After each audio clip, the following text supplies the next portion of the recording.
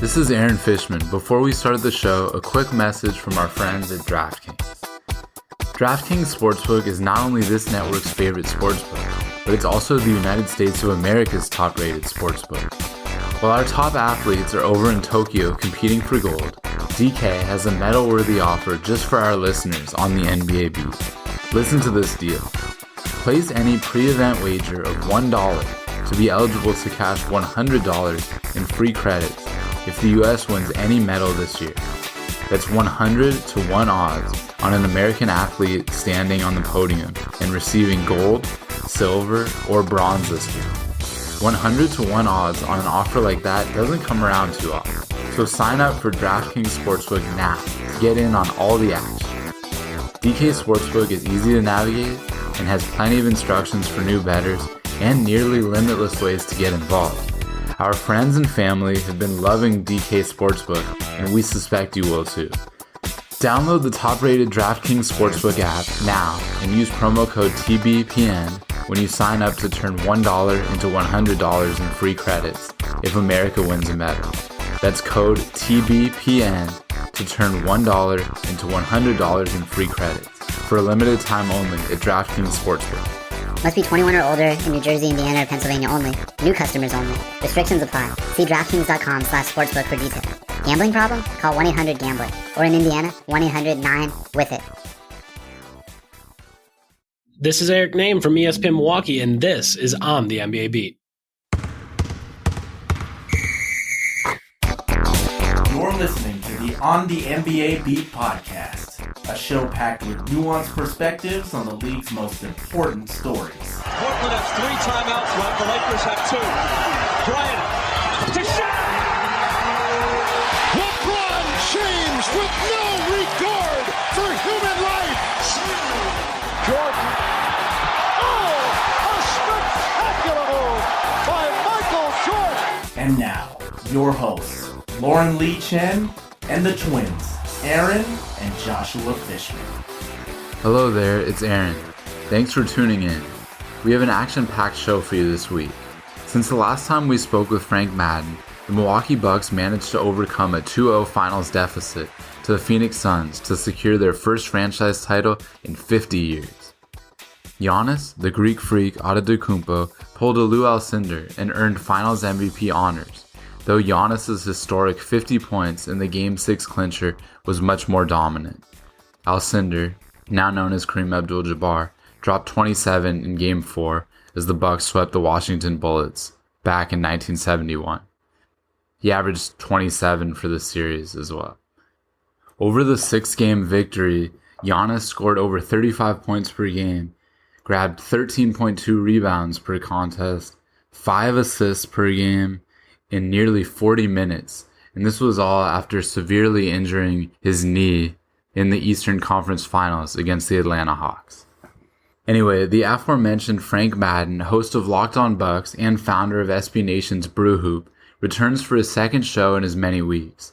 He had the pleasure of coming to town to attend Game 6 with his father, the same man who bought them season tickets nearly 30 years earlier, igniting Frank's lifelong devotion to the team.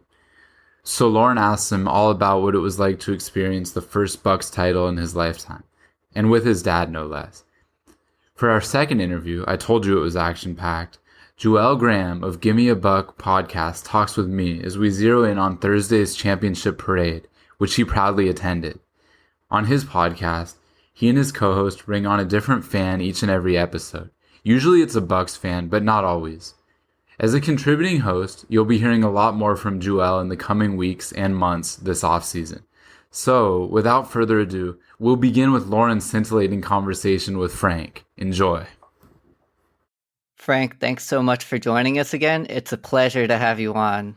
It is a pleasure to be talking about the Milwaukee Bucks. I haven't always felt that way in 30 years of following this team, but yeah, I feel like the whole fan base is on a victory lap after what we saw on Tuesday, and for me, having a chance to be in the building and watch the Bucks clinch an NBA title with an historic performance from Giannis, it was pretty much the absolute fantasy of what I've always dreamed could be possible. I mean, I wouldn't have, basically, if you had me write up a script, I wouldn't even have had the guts to be so bold as to kind of write out what happened in this series and in that last game. So it's just still sort of pinching myself from time to time that it actually happened.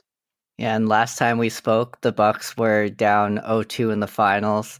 You signed off that episode saying that you were crossing your fingers that the next time we talk would be under better circumstances. Here we are, 4 straight wins, 1 championship celebration later. I just want to get a general feeling. How are you feeling? And also, how much do you credit your appearance on this show for that turnaround? I mean, correlation versus causation, who's to say? But yeah, it's funny. I mean, I knew the odds of coming back were low because they went down 0-2 against Brooklyn, and I looked up what the historical numbers were, and I think at the time it was like 87% of the time in those situations, or actually no, more than that, 93% or something like that. The team that was up 2-0-1. So Giannis at that point had the one big monster game in Game 2. That was obviously something to build on, but down 2-0 without home court advantage, needing to win 4 or 5 against a team that was looking really good, and the Bucks obviously have been a team that have had their shares of ups and downs in the playoffs. It was definitely not a time where I was feeling a whole lot of optimism. So they proved me wrong for a second time, because I certainly wasn't all that optimistic after they got blown out in Game 2 against Brooklyn. But yeah, I think fast forward a couple weeks, and I bought tickets to Game 6 after they won Game 4, because I figured, okay, we're going to get a Game 6. We'll see what happens. And I told myself, I live in Austin, Texas. And I said, all right, if they win on Saturday in Game 5, I got to go up. A chance to see my favorite team win an NBA championship. I mean, that's literally, if you're a Bucks fan, that's, for most of us, a once in a lifetime opportunity. If you're a bit older, maybe that's a twice in a lifetime opportunity. But the chance to do that, I couldn't pass it up, and flew into Milwaukee on Monday night, got in at 3 a.m., got up the normal workday, and went to the game with my dad. And the crowds were incredible, and the sense of excitement but also anxiety was very palpable knowing that there was a closeout game. And they certainly didn't make it, I guess, easy on us, the way that the game flowed, and down to that fourth quarter, just needing a bunch of big shots. And Bobby Portis hit some big shots in the fourth quarter. Of course, Giannis was absolutely incredible, and then Chris Middleton, as he's done so often in these playoffs, hitting a couple big jumpers late. And I just had tears in my eyes when inside 20 seconds, when it was obvious they were just going to have to foul. I kind of just lost it, just thinking about the journey and the pain and suffering of being a Bucks fan in that weird way. It all kind of made it that much more satisfying just to finally know that your team is about to win a championship. And I think, for a lot of people in that building and all around the world, especially in the state of Wisconsin and city of Milwaukee, a lot of people feeling really emotional to finally see the Bucks break through, and not just break through, but break through with a bunch of really great guys. And of course, led by Giannis, doing just, something that I wouldn't have even dared dream that he'd put up 50 in a closeout game. Just an absolutely incredible historical performance from him. So yeah, just have been feeling on top of the world, and didn't sleep a wink on Tuesday night celebrating, and then I headed to the airport at 7 a.m. and flew back home to Texas and made it through the rest of the day. And I've been, let's just say, as energetic as I could possibly be all week. Just again, still not coming down from the high of what we saw on Tuesday, and just again, kind of just trying to soak up the kind of overall journey that this team has been on, because it certainly wasn't easy, but in a lot of ways that has made it all the more fun and rewarding at the end of it. Yeah, that sounds amazing. As you said, a once in a lifetime to experience that in arena, in the building for Game 6 closeout, with, as many have noted, 65,000 strong in the Deer District, outside the arena as well. It was probably even more meaningful that you were able to share that moment with your father, who you brought with you, the guy who started your love for the Bucks. Can you talk about what it meant for you to share that moment with your father? Yeah, so we moved to Wisconsin. So I'm 40 years old now. We moved to Wisconsin when I was 8, and early 90s is basically, I kind of just hit an age where I got into sports, and really every sport. Basketball was kind of my first love, and my dad picked up on it. And so 92, 93 season, he got us season tickets, and that was kind of the spark to just get me so into basketball more broadly, but really the Bucks specifically. And the 90s did not give us a whole lot to kind of latch onto. They were generally not very good, and drafting Glenn Robinson and then Ray Allen and eventually acquiring Sam Cassell led to the 2001 run. And I was in college at that time, had a chance to go to one of the Eastern Conference Finals games when I was back home from school. But I don't know. I honestly, like, I never really felt like that team, with the Lakers being the juggernaut from the West. I never really felt real that team could win a championship. And, they kind of broke apart almost as quickly as they flashed in the pan with that run. And so, it was just always something where the Bucks were, what I organized my trips home at Christmas. And, in the spring, I'd sometimes make a trip just to, time it so that I could go to games with my dad and my mom as well. When I would call them on the phone, that's often what we would catch up about or send emails, just talking about how the team was doing. And, just one of those things, that common ground. And certainly for me, not living in Wisconsin for 2 decades now, that's been just one of those sort of connective things that has kept me really feeling like I'm a Wisconsinite, having the Bucks and the Packers and the Brewers to kind of root for and feel like I'm still part of, this kind of broader community of fans. So, my dad's still very active, doing well, healthy, but he's 81 years old and his balance hasn't been as good lately. So he actually walked 3 miles on Tuesday, but the day before, my mom had actually texted me that, hey, I don't know if he's going to be able to go because, big crowds, his balance and like going upstairs in a stadium, it may not be ideal. But, then on Tuesday I talked to him. I was just like, hey, whatever we have to do, if you need to take me by the arm to feel comfortable, like whatever we need to do, let's do it. We got to see this game together. And, he said, all right, let's do it. And yeah, I mean, to kind of come full circle from, him taking me as a kid to seeing it in person, I think, that was the first time I'd ever bought him tickets to a basketball game. And the irony was, it was probably the worst seats we'd ever had at a basketball game. He's had awesome seats for a long time. I paid more money for the worst seats than we've ever had at any other game. And, we could not have been happier just to be in the building and, experiencing that with all the other people there. And I, when I posted a picture of the two of us and kind of gave the quick background on it, I had a bunch of people tweeted at me that they were there with their dads, or, in some cases I had a friend who lost his father a couple months ago that was also like, had that love of basketball. And, I think that's one of those things, like, sports don't matter in a lot of ways, but, when they can bring together communities, when they can bring together great friends, family members, there's so many people I've gotten to know because I've covered the Bucks and podcasted and written about them and the relationships that have been formed. It's the old joke, the real championship was the friends we made along the way. That's kind of what I was telling myself. I was like, well, if they lose, at least this will be a reminder of all the people that I've gotten to meet and the relationships that, basketball has helped kind of solidify or bring about. But thankfully, we got to have all that and the actual NBA championship at the same time. And, going and seeing my friends and meeting up with people after the game. It was just, I don't know certainly not since the pandemic started.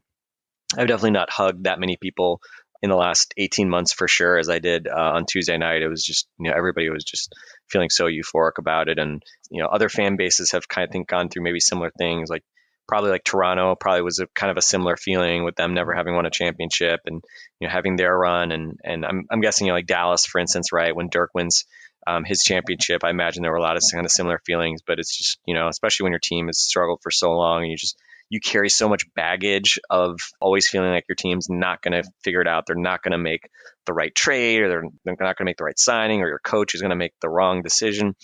To finally get over all that and to know that Giannis won't have to deal with people saying he can't win a championship or can't rise to the occasion. Chris Middleton won't have to deal with the accusation he's not good enough to be a number 2 on a championship team. It's just so awesome just to see, again, a really good group of guys rewarded with, coming through when it matters most. So there's that huge relief factor. And hopefully, you guys know, and basketball Twitter can be a very cynical place, and it always will be a cynical place. But my hope is Bucks fans, we can be maybe a little bit less cynical, a little less jaded, and just a whole lot happier for at least for a little while, coming off a championship and just knowing that, this team and these guys were able to do what obviously they had been working so hard to do and what we had all been hoping that they could do. Yeah, that sounds really special and very touching. I also saw a picture of you with your daughter standing in, I think, your living room, both of you standing up watching a Bucks game intensely. Is she old enough to have started watching basketball now? And is she on the road to becoming a third generation Bucks fan as well? She's definitely on the road to being a Bucks fan. she at this point she only really knows Giannis, and so she'll just ask me like, "Where's Giannis? Where's Giannis?" when any basketball game is on. So if it's not a Bucks game, I have to explain to her that Giannis is not in every basketball game, which I think she now understands. She's 3.5.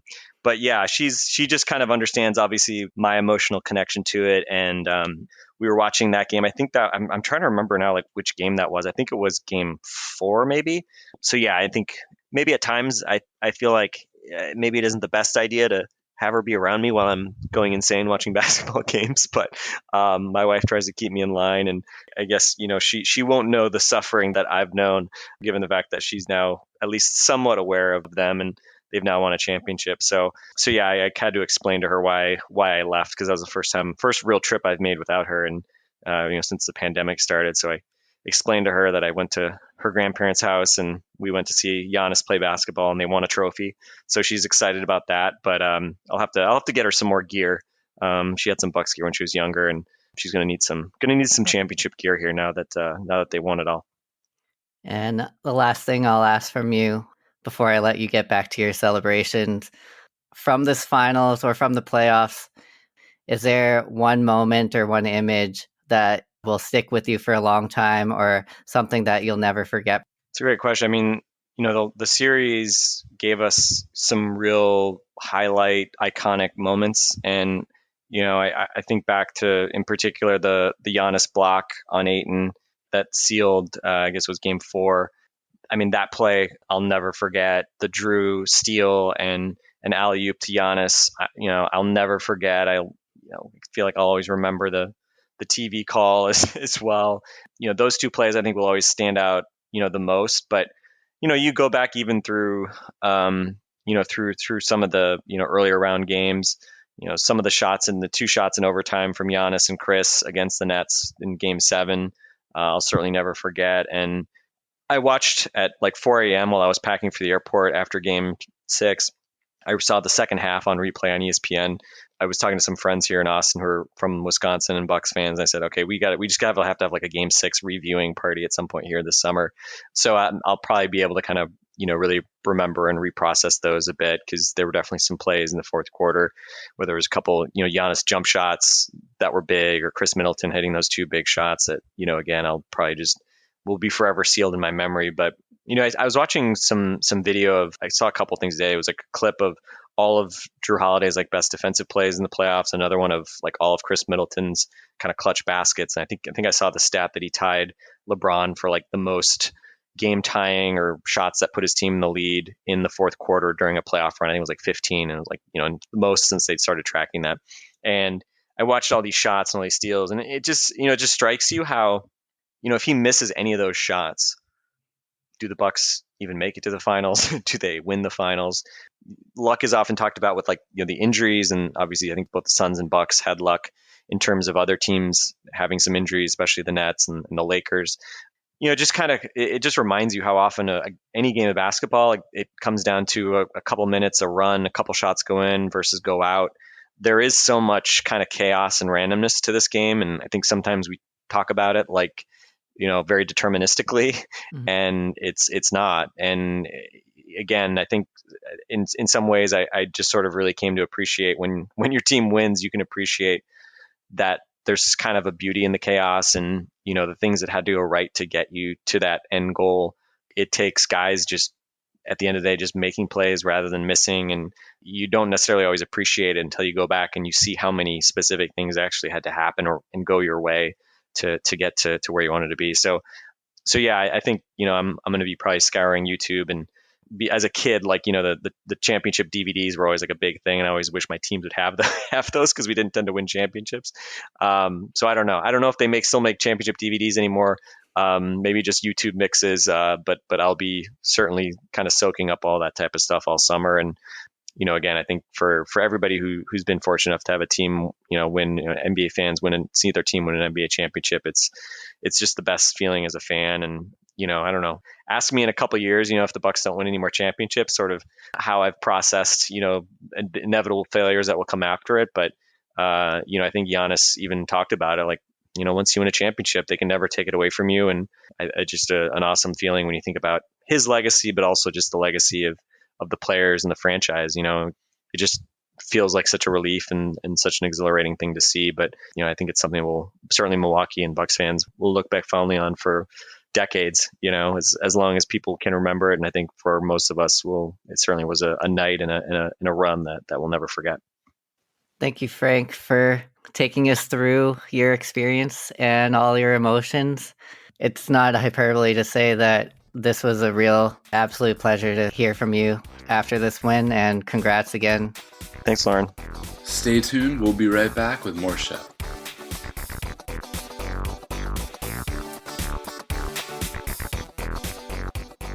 Joel, I'm really glad we could set this up.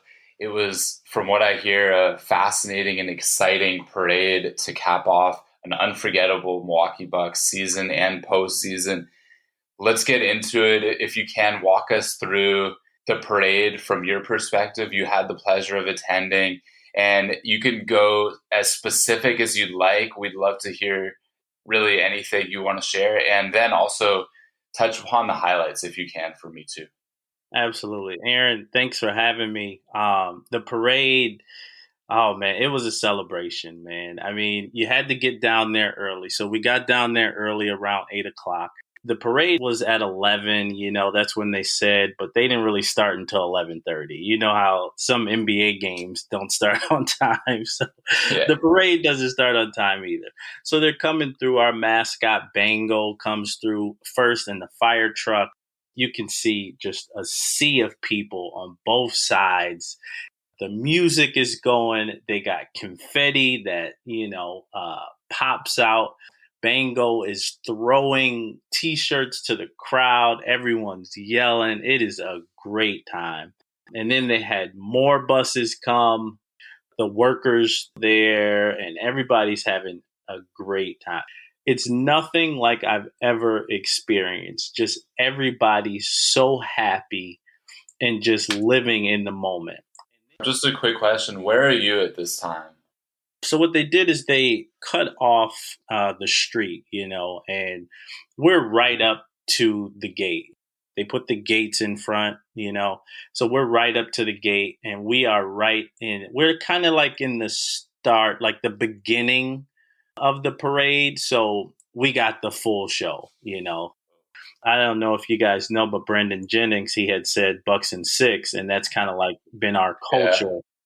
So I'm standing right by Brandon Jennings as he's going through. He's having a good time, chugging beers. He signed a jersey that said Bucks and 6, and he's just drinking, and it's just a great time. Everyone's chanting Bucks and 6, and then that car, goes by, and then there's more cars that come. But my favorite from the parade had to be PJ Tucker. PJ Tucker was the livest guy on the team. Now, other buses, you can see the players, they're just more relieved, more relaxed. They had their family with them, which is good. But PJ Tucker was just on another level. One of the guys that I was by, he threw PJ a beer, a cold one, and PJ grabs it. And with his left hand, in his right hand, he has this big bottle of Ace of Spades champagne. So he cranks that beer open and just chugs it, and all of it didn't get in his mouth, but it was just great entertainment. And then we have this chant now that we love Bobby Portis, and we have this chant to where we go Bobby, Bobby, Bobby, and he gets hype off of that. He's the people's champ. He had this WWE belt, and he held it up to the crowd, a lot of the times, and then everybody's just chanting, Bobby, Bobby. I have a question for you. Yeah. When did that chant start? We heard it at the end of Game 6 when Malika Andrews was interviewing various players after the game. But did it start this season in the playoffs? I believe it started in the playoffs. Actually, Bobby wasn't playing as much in like the first round against Miami or even the second round against the Nets. But I believe it started in the Hawks series That makes sense. Yep. He just brings a lot of energy, man. Mm-hmm. We love Bobby here. He's the people's champ. He's definitely the people's champ. Also on a team with sometimes not a lot of depth in this postseason with the Dante DiVincenzo injury and everything. Yeah. And Teague not really being able to get that many minutes, and Bryn Forbes too undersized to get finals run time. Portis was huge off the bench. Just gives them height, the great rebounder. He stretches the floor from beyond the three-point arc. It's just such a phenomenal piece for this championship team. Yeah, Bobby is a 3-level scorer off the bench. There's not many 3-level scorers off the bench. Like you were saying, Aaron, he can shoot the three. He can shoot the mid-range shot. He can post you up. He can rebound as well. Defense, he's a little, uneasy, but, he can still get the job done. But yeah, after that parade, everybody goes through. And actually, Thanasis Antetokounmpo, Giannis' older brother, he was hit with the health and safety protocol. So They had him in a car by himself, and he's driving, and with the windows up and everything, and everybody was cheering for him as well. So it was a great, great time. Didn't Giannis join him too at one point? I think Giannis stood on his the car that he was driving at one point, but that was over at the viewing party. So after the parade, our plan was to start or be where the parade is going to start. So then we can walk over to the viewing party as, the parade is still going on to get a nice seat, or a nice stand for the viewing party. So after the parade, we go to the viewing party. And that's where the party started. Zora Stevenson interviewing the players, and just a lot. It's just a good time, man. And also, I want to just add this last point, which was really neat. So at the end of the viewing party, they're interviewing everyone, and we're actually leaving. Everybody's leaving. And then the announcer guy goes, wait. We have, and this is, oh man, a sea of people, just leaving. So after the announcer's like, yo, wait. Ben, he's our guy that sung the national anthem for us every playoff game, every home playoff game. So what he did was he did his own version of We Are the Champions, that song. So everybody turns and look, to see what the announcer was talking about. It's Ben singing We Are the Champions. It was like picture perfect. And as he's singing that, we get fireworks coming from up top of the Fiserv Forum. So We Are the Champions going. We got fireworks going. We got a sea of people chanting and having a good time. It was amazing, man. That sounds amazing, and it has to feel surreal. It's the first championship in 50 years for this franchise. Giannis drops 50 in Game 6, the clincher. He gets 50 nuggets after the game. 50-50. What is it, lemonade and Sprite? Lemonade and Sprite, yeah. Now a promotion, I guess, at Chick-fil-A. But also, we're in a pandemic still, and his brother has COVID, who's on the team. Just so many things that just have to feel like, is this real? Yeah. Did you have to pinch yourself at some point? Yeah, because I was actually inside the game 6. So I purchased my tickets before the finals even started, which is very smart. I really recommend it. But yeah, I was inside the building. Man, it was so electric. It was the loudest I've ever heard any sporting event. And when Giannis actually won that, when Adam Silver, said Giannis won that finals MVP, it was the loudest thing I've ever heard in my life. I mean, we're so happy to have him. We groomed him. There's a lot of stories about Giannis around Milwaukee. A lot of them. Yeah, I've been reading a lot of the good stuff too. Eric Name, who was a previous guest on our podcast a couple times, he wrote something for The Athletic and did another piece with Sam Amick that was really good. I don't want to put you on the spot, but I have a strong feeling that you'll have an answer for this. Yeah. If you had to pinpoint your favorite play from these playoffs, what would it be? Okay. From Giannis or just the whole team? The whole team. Okay. And I have a guess. I think it's going to be one of two that I have in mind. I'm curious what you're going to say here. It has to be the Valley-oop. That's what I thought you were going to say. Yeah.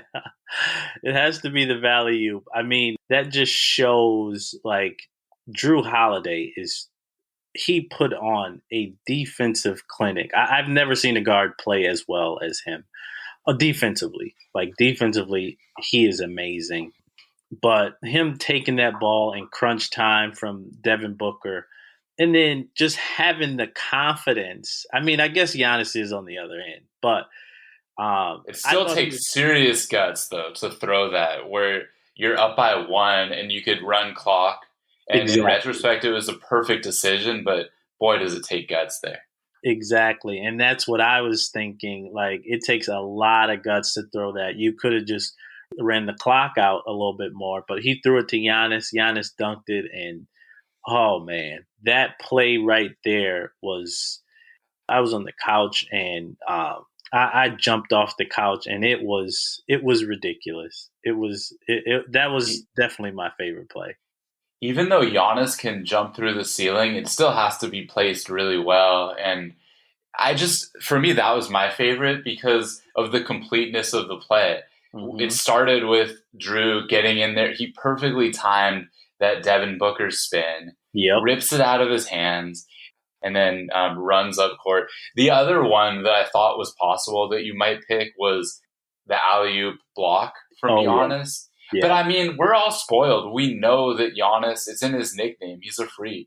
We know that he can run from the top of the key and block a 7-footer all in one fell swoop. So it's not really fair to Giannis, but it's just less surprising, I think, when he does ridiculous stuff like that.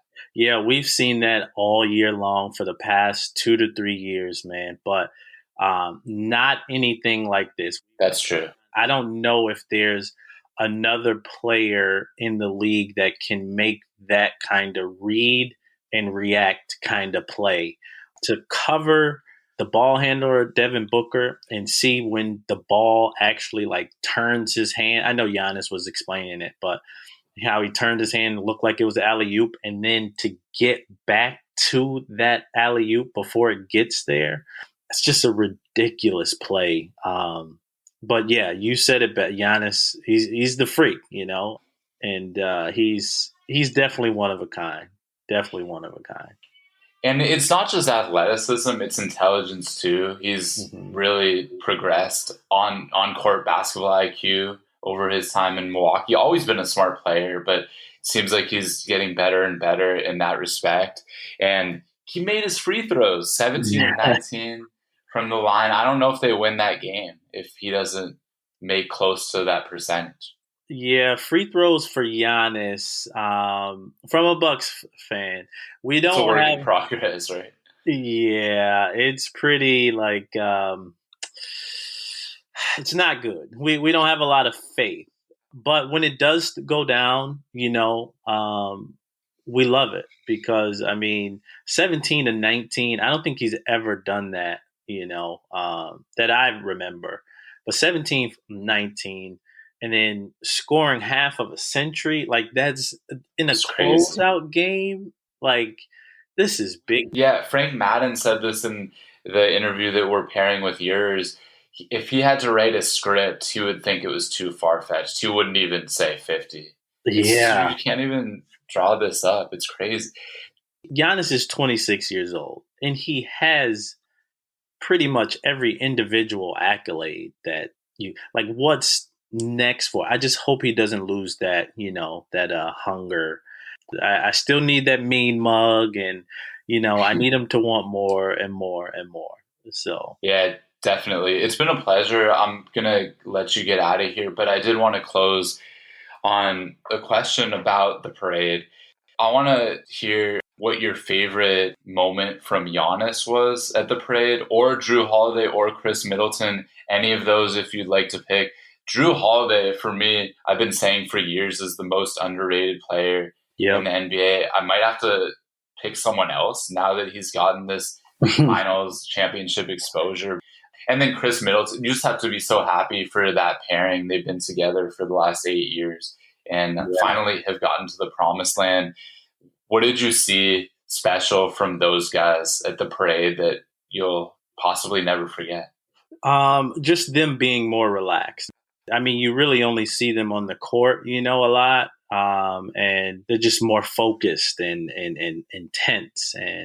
But seeing them in the parade, like around their family, they're more relaxed and just kind of like a sigh of relief. Like you can just tell on all of them, Drew, Giannis, Chris, all of them were just like, oh man, we did it. It's a relief. But my favorite moment has to come from Giannis when somebody had threw him the ball and then he acted like he was shooting a free throw. There's a joke going around that Giannis takes a long time shooting his free throws, which he does. And we don't understand it as Bucks fans. But yeah, so what he does is he grabs the ball and he acts like he's going to shoot. And then he holds the ball for a long time, kind of like mocking everyone saying like he takes very long to shoot. And then he actually like shoots it. So that was a really cool moment. Like he can laugh at himself kind of deal, and you can tell he was just loose. Yeah, I just love that. That's one thing I found really refreshing about Giannis is he's a superstar who has a sense of humor. He's not afraid to joke around and say ridiculous or silly things sometimes. I find him to be more relatable than a lot of the NBA stars. Yep. I'll let you go. It was a pleasure. Thank you for sharing this snippet of your Thursday. I'm sure it's been a whirlwind with the Bucks clinching the championship on Tuesday, parade Thursday. We're talking on Saturday. Hopefully you can get some sleep and just relax and enjoy this until next year. Yeah, I haven't gotten a lot of sleep, but thank you, Aaron. Thank you for having me. Really appreciate it.